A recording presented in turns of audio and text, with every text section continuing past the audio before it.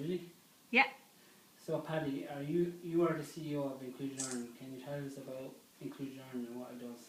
Well, Inclusion Ireland is a national organisation, so we would have members all around the country, and we work with persons with a disability and family members, and we support them to kind of represent their concerns and their views to government.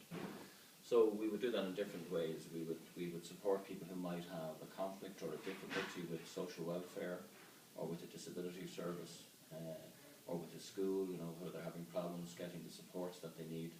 And we would support them to talk to the school or to talk to whoever they're having the difficulty with. We would help them to advocate for themselves.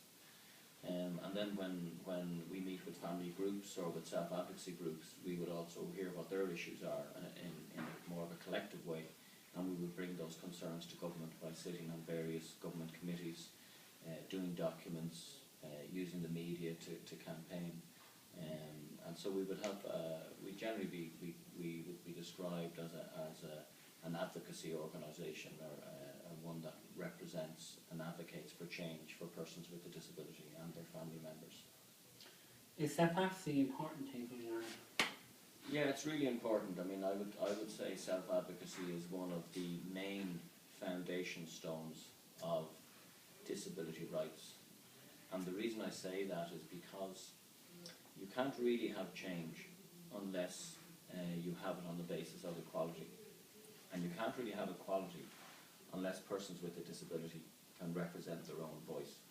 So while it's important that we have advocacy organisations like Inclusion Ireland, what's most important is that persons represent their own views, that they can speak on their own behalf. Nothing about us without us. That means that persons with a disability or family members of persons with a disability can represent what they want to say themselves. So self-advocacy creates equality, and without equality you can't really have fundamental change. So people talk about self-advocacy as being important, but it's more than just important. It's a real foundation to a society that is equal, and that's why for Inclusion Ireland it is one of the most important things that we do. Do you feel it is important for the government and disability service to support self-advocacy in Ireland? It's not just that they should support it, they should be required to ensure that persons with a disability are having their voice heard. It's about citizenship and equality.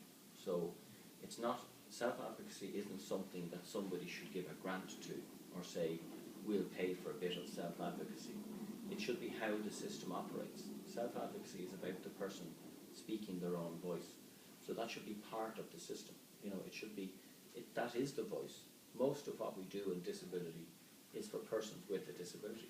So their voice is the main voice. So it's not just that self-advocacy should be supported, but it should be. But it's actually a cornerstone to equality. So it should be an expectation, it should be an obligation, it should be built into people's budgets, it should be built into government departments' budgets, that advocacy in its broadest sense and self-advocacy as part of that is fundamentally important and has to be supported. Are the government and this disability service making this come about? No, is the short answer.